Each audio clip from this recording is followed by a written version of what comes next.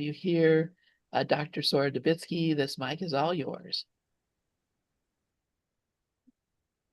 As I take a breath, I was just spent an hour talking to Susan Michelle about A Course in Miracles on her time, and that was a surprise. I wasn't really prepared, to do that. But one of the things I said, which I know is truth for me, is that when people who've studied the course and use it as their spiritual path start to embody the teachings. What does that mean? It means that at any given moment, I can say anything about A Course in Miracles. It's like, because I've been, doing it, practicing it, working with it, talking about it, for about 45 years. I, I'm old. Um, So what I had planned to talk about, what I was thinking about talking about, I pulled out some paperwork that I have, and Lynn, I'm going to be able to share my screen. I think there's a share button there. If you I want. have, yes, I think I could do Yes, that. absolutely. Okay, cool. And I may, we'll see how these goes. I pulled out some material, and I wanted to come back to basics. When I first started doing these sessions, I had in mind to do like an ongoing introduction to A Course in Miracles. And yesterday, one of the women I know, I go to the gym and I know a lot of women there, and I was talking to one of the women, and she said to me something like, "You're deep," which made me laugh because that's what A Course in Miracles is. And I don't think I was, espousing any and trying to indoctrinate her in any way, whenever I said, just what happens with the course, and as we embody the teachings, we do see the world differently. And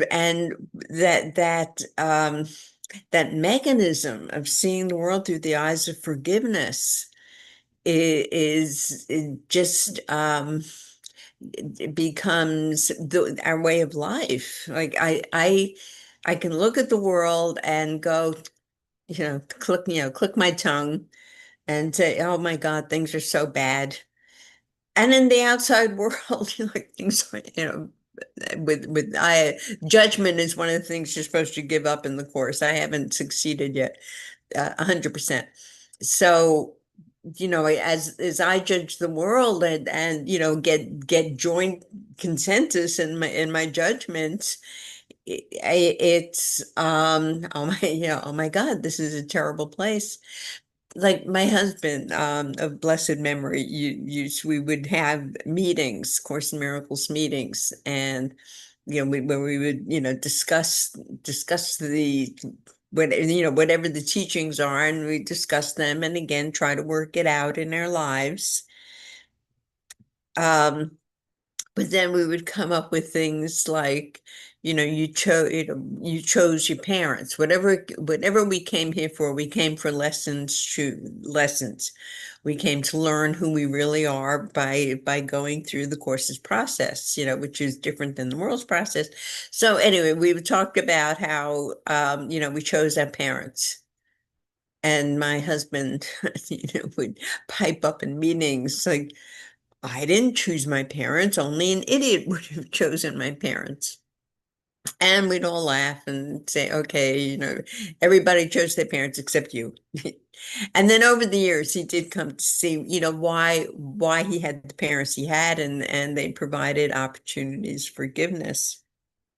So, to get back to where I was going to start, I have a diagram about what the basic foundations of A Course in Miracles are, but in looking through my papers, what I came across was an article written by a man named Roger Walsh. I think he just passed away recently. He was a psychologist and a psychiatrist. He was a professor of psychiatry, philosophy, and anthropology at the University of California at Irvine. He wrote books, Paths Beyond Ego, The Transpersonal Vision, The Spirit of Shamanism. He and his wife, Frances Vaughn, did a whole collection called Gifts from A Course in Miracles, where they pulled out excerpts and gave, a little interpretation. It was a very lovely little book, very poetic. And this article is about how A Course in Miracles fits into what he calls the perennial wisdom of A Course in Miracles. And he talks about there is like a body of literature, and I'm trying to find the exact quote here. There's a body of literature that all say the same thing, basically. Let's see, one of the hallmarks here that he writes, one of the hallmarks of a profound teaching is that when you go through it again, you find what philosophers call higher grades of significance. This seems to happen each time I go through the course. I'm now at the point where I feel it's on par with other material or discipline I've seen. Other people who are wiser would agree. And in other words, they're like Buddhism or yoga teachings or philosophies, there's a core of these teachings that are similar. I mean, I studied Kabbalah for a while, and the Kabbalistic story of creation, how the world got to be the way it is. Every culture has their own creation stories. I'm thinking of a story my husband liked, but I want to focus. And the course has its own creation story, and the Kabbalah has its own creation stories. But the Kabbalistic process is a process of healing, and it has some of the same teachings that A Course in Miracles has. That's my point about that. So in this article, which I always loved, Roger Walsh talks about the Course in the Four Yogas. Now, yoga has become like ubiquitous in this country. Even here in Florida. I mean, there's yoga studios, and people are more familiar with yoga breathing techniques and some of yoga philosophies, and there's different schools of yoga. It's not only the physical, the postures, but the people get into meditation, and they go into the deeper teachings of what yoga is. So this article is the course, or the section of the article, the Course in the Four Yogas. One of the course's unique features is that people speak about it. Let's see, what's a good line here? There are four types of yogas. And this is one of the way of comparing the different religions is to use Hinduism's division of the spiritual paths into the four yogas. And the four yogas are the path of the intellect, which is called Jnana Yoga, the path of the heart, which is about love, and it's about devotion, and that's called Bhakti Yoga. And the path of service is called Karma Yoga, where you're using in the course's term in Karma Yoga as the Hindus or as the yogis use it, you're in an ashram and you're doing the chores.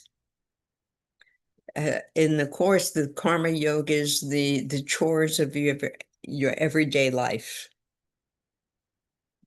So I'll talk a little bit more about that. And then it talks about the path of meditation, which is called Raja Yoga. And it's Raja Yoga is a mind training, how to still the mind.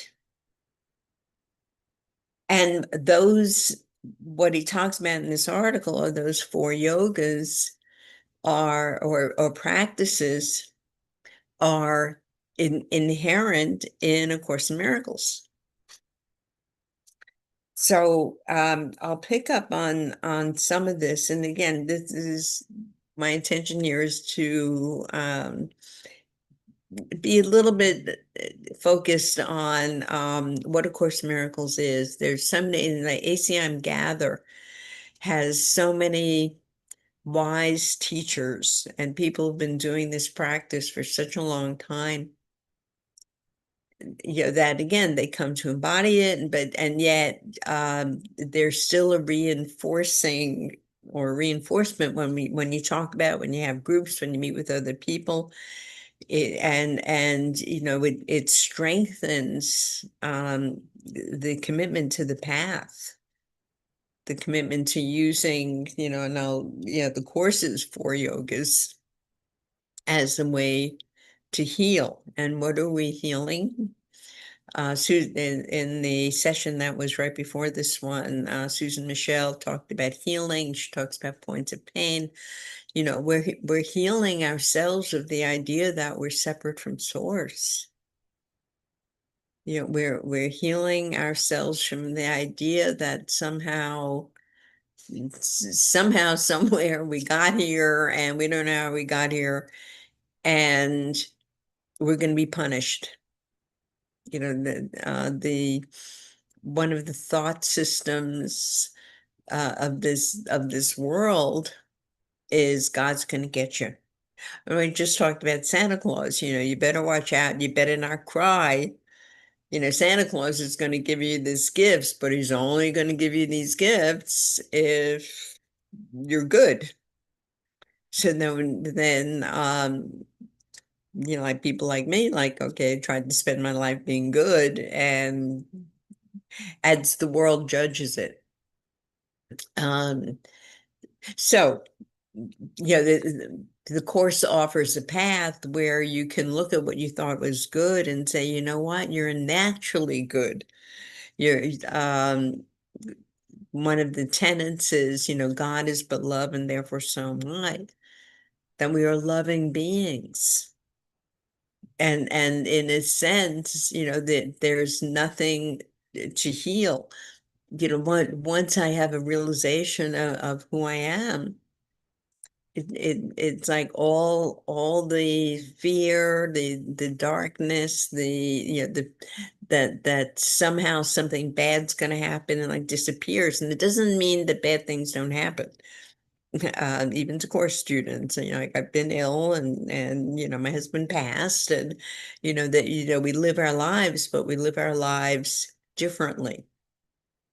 We live our lives with more love, more acceptance, more kind of, rising above what's going on to stay clear and focused on, like how to get through this world, becoming more radiant, becoming more of a loving being that we're meant to be. So, the course in the four yogas, let's see. I'll just read a little bit from each section. I will probably be ending this early. We started late and I just did a whole section, but let's see how we get through. So what is the path of the intellect? And Roger writes, the course is a jnana yoga of extraordinary power. In fact, it is the most sophisticated cognitive behavior modification text I have run across. There are descriptions of the nature identification, psychological defenses and perception that are on par with anything in contemporary psychology. The course lays out a precise thought system, and that's something I've been saying for weeks now, that the course, one way to describe A Course in Miracles is as a thought system. And it's a way of looking at the world perceptually. The world's thought system is based on what we call ego. The world's thought system is based on separation. The world's thought system is based on fear. The world's thought system is based on power. It's based on differences. A Course in Miracles thought system is based on love. And we, as we practice, we begin to look at the world through the eyes of love instead of the eyes of fear. Let's see. And then he compares it to the Buddhist teaching, which began, we are what we think, all that we are arises with our thoughts. With our thoughts, we make our world clear. Let's see, I have some good quotes. One of the lessons, there's 3 books on A Course in Miracles, a text, a workbook, and a manual for teachers.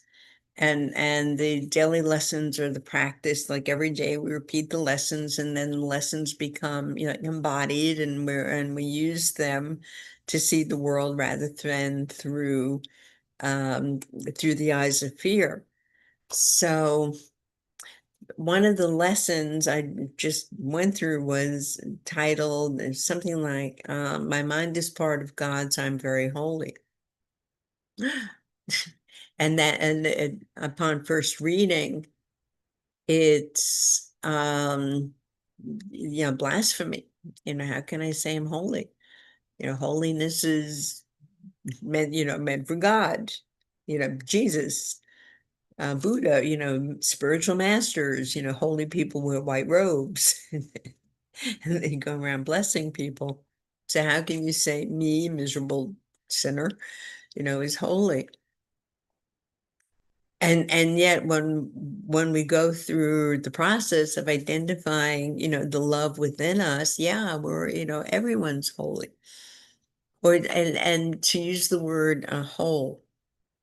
And we're whole because we're all connected. It was funny, to do a meeting with Susan, and there were at least 2 things she spoke about that I had on my little piece of paper here. Like, she read my mind. And sometimes that happens with Course people, especially that we become more sensitive to how we think. And we become more sensitive to each other. When my husband was alive, we used to talk about that all the time, how our brains leaked. Because that's the truth of who we are. We're one. There's a frequency or an energy that connects us all. And the more we practice, and the more we hook into that energy. So let's see. There's a couple of I want to get an actual quote, but I'm not finding it here. But I read this before. To help us, the Course asks us, okay, so one of the things the Course talks about is that we're dreaming. Not only are we dreaming, but we have a psychotic dream. And I don't want to, get too far afield. It's so easy with the Course because it's so big and it's so profound, but I'll come back to this idea of the Course, like Buddhism and other forms of the perennial wisdom, says that our thought systems are insane and that we consequently create and are enmeshed in dreams and illusions, although we don't realize it. In other words, our dreams and our illusions are self-masking and we mistake them for reality. So, in the babies are born into this world, and in order to survive, in order for a baby to survive, they have to become a part of the world. And they have to build up a healthy a sense of self, healthy or not healthy. They have to build up a sense of self to just survive, to interact with others. You have to become to know who you are. And one of the earliest teachers of Course in Miracles, who's credited with kind of being the first teacher, one of the people who originated or worked the original authors of the course, and developed the practices, and developed he actually started teaching what it meant. A man named Ken Momnick, and he used to say that it takes about 30 years to develop a healthy ego, to develop a sense of self, and then takes the rest of your life to wear that away. You realize, oh no, I wasn't that. And that's, I think, it propels you to growth, is one of the things the course does. And makes you deep, and makes you think, and makes you look at the world in a different way, and makes you look at the thought system in a different way. I don't have my book here. Normally I have my a copy of my book that I purchased in 1988 that's very well marked up. But here, I'll read one and then I'll talk about the other yogas. The course's um, ultimate goal lies beyond all dreams and aims at awakening. Its message is that there is another state of consciousness, which is to our ordinary waking state of consciousness, and as our waking state is to sleeping. So when the Course Workbook lesson says there's another way of looking at the world, that's because there's another thought system that we can utilize, that we don't realize is even there. The Course distinguishes between our thoughts, yada, yada, yada. How many of us have a stream of consciousness going through our heads all the time, constantly? Um, and the Course says those aren't even your real thoughts. Your real thoughts lie underneath that. And if you've ever had like a flash of inspiration or a flash of intuition, or you see something different for the first time, those are our real thoughts, and those are the thoughts that are based on a loving thought system. Let's see, its message is that there's another state of consciousness, which is to our ordinary awakened state of consciousness, as our waking state is to our sleeping state. This is salvation, liberation, enlightenment, or moksha. Sometimes like a light bulb goes off. They're in cartoons, they depict that, and that means you have an idea. That would be part of this other thought system. But I'll move on. Um, the second yoga that he talks about is the path of the heart, and that's called Bhakti Yoga. And in the course, and Bhakti Yoga is the yoga of love and devotion, and it's usually love and devotion reserved for the guru, for the teacher. But the course is we learn to love everyone in different expressions of love, or love expresses itself differently depending on who we are, but the underlying love is who we really are. So it looks like my love for my mother and father is different than my love for my boyfriend and girlfriend. Yeah, the expression of that, yes, it's different. Um, but the source of that love is all the same. Um, and the idea of love, or the idea of the course, is to go from the emotion of fear to the emotion of love. And he talks about this. Let's see, the course, in fact, it says this is a course about love. Um, and that any course that seeks to teach us who we really are must teach us about love. And the way we love and the way we show devotion in the course is through forgiveness.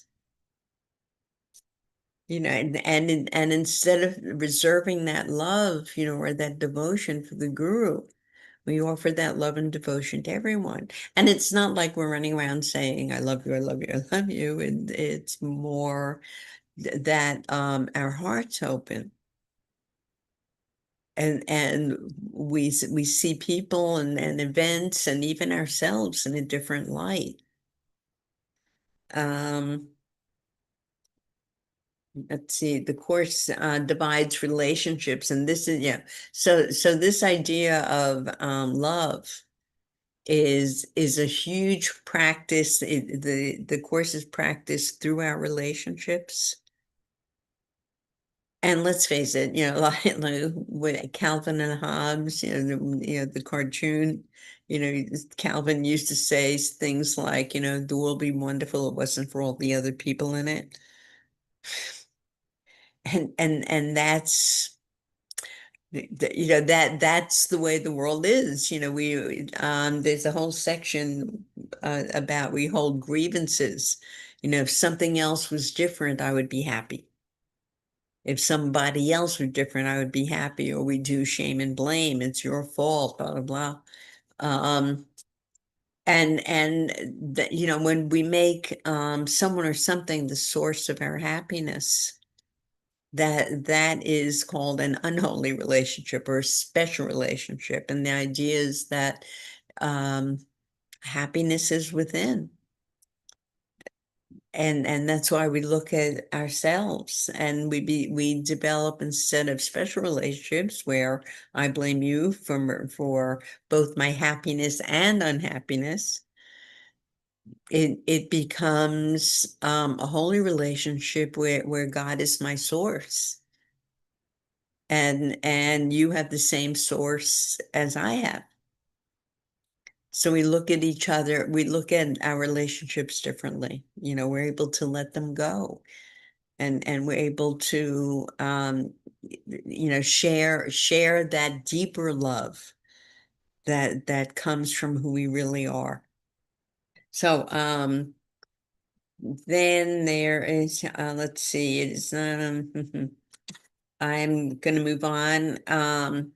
So we talked about, okay, we talked about Jnana Yoga, we talked about Bhakti Yoga, two more yogas, the path of service, Karma Yoga. I think I even started with that. Being in the world, doing what you have to do is Karma Yoga, and the process of doing what you have to do, just you are exemplifying what the Course talks about as love. And I'm gonna move on. And the last yoga that Roger talks about is the path of meditation, Raja Yoga. Raja Yoga emphasizes meditation and mind training. The course states this is a course in mind training, and it's a meditative discipline. That's what the workbook is. 365 lessons, one for every day of the year. And each lesson describes like how to practice it. Sometimes you're just repeating it. Sometimes you're looking around at what's going on, and it's like you name objects, and I can't think of it specifically, but it'll come to me. And sometimes it's you sit down and you close your eyes. Let's see, a big lesson, which is coming to mind, but would introduce a whole 2-hour diatribe. The idea that God didn't create this world.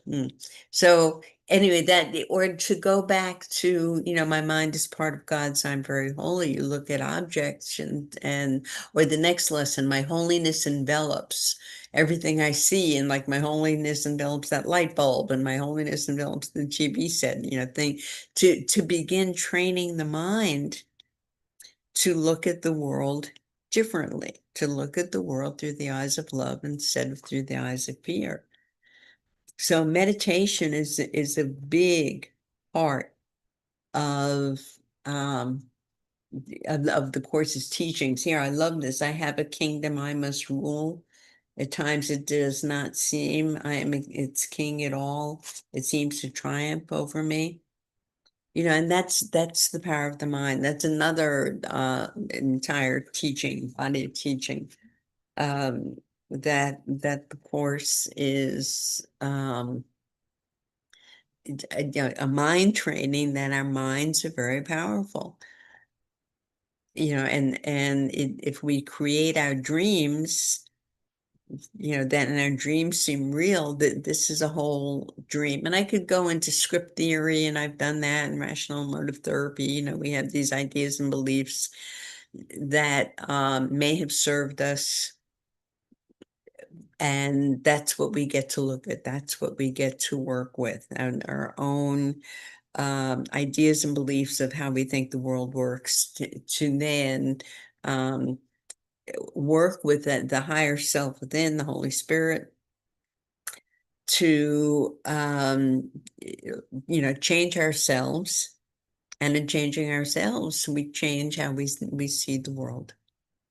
So I think that's about all the time we're going to take. It's 3:12 on Eastern Standard Time, and it's always a blessing. It's always a pleasure to talk about A Course in Miracles. So I'm Sorah Dubitsky, Dr. Sorah Dubitsky. I have a doctorate in psychology, and I'm a teacher. Of all things, I teach sex education. It's like that's an interesting journey. And I have a podcast that I do with a former student, Carolina. Her name is actually Carol, but I can't do the rolling R. It sounds much prettier when she says it. So, Carolina Freire. And it's called Let's Talk Sex Official, Birds, Bees, and Beyond. And what's interesting, my perspective of what sex and sexuality is comes from A Course in Miracles. It's like I can't separate out how I look at that, and so I have a very matter-of-fact, practical way of looking at sexuality. So please, we have about 8 videos up. We just did another interview with a young lady who's disabled, and it's still I'm still kind of recovering from what we talked about, because it was so powerful and so loving, filled with love and radiance and joy, and it was delightful. And let's see, I've been doing these classes on Gather. You can find them on YouTube. You can just Google my name, or search my name on YouTube. And I have a podcast. I have a Substack page. It's called Eros and Essence. And it's really like spirituality and sexuality, or sexuality and spirituality. But Eros, talking about that in terms of, the life force. Kind of, Eastern traditions, they talk about Kundalini. Sigmund Freud talked about libido. So, what is this, this sensual energy, that moves through us. And then, of course, when we allow that, the essence of the Substack piece is when we connect with that life force, then we can discover our essence. and our essence is spirit. Our essence is who we really are. And that's so I'm Substack Dr. Sorah Dubitsky. One word, Dr. Sorah Dubitsky .substack.com. And you can find, I've been posting there for well over a year, so you can find a lot of writings, um, writing about sexuality, but from a spiritual perspective. So I think that's all about me. And then somebody's on my catwalk. So I appreciate the time, Lynn. I appreciate you and thank you for hanging out. And I hope I'm gonna, go look at what happened. You said, was it Houston? Where did this Pueblo, happen? Colorado, Pueblo. I will go look at it and I hope, and boy, when things like that happen, it's still it is time to really use whatever court's resources we have embodied and start, doing the practice of looking at another way. But we Exactly. I can't started feel- doing Ho'oponopono immediately. So yes. Oh, perfect. yeah, right away. Ho'oponopono, right, Simplest and right. easiest and fastest. Yeah. So yeah. So thank you, Sora. I love you and I No, thank appreciate you, you. Lynn. I And love you. Thank you for taking the time to hang with me. And I'm going to post, I haven't been doing that, but I'm going to post a link to this meeting on my, on my, well, I could do it on Substack, I think. I don't know. I'll spread it around. all right. These are Very important good. conversations. All right. So I'll see you next week, Lynn. Thank you, Sora. I love you, dear. Love you.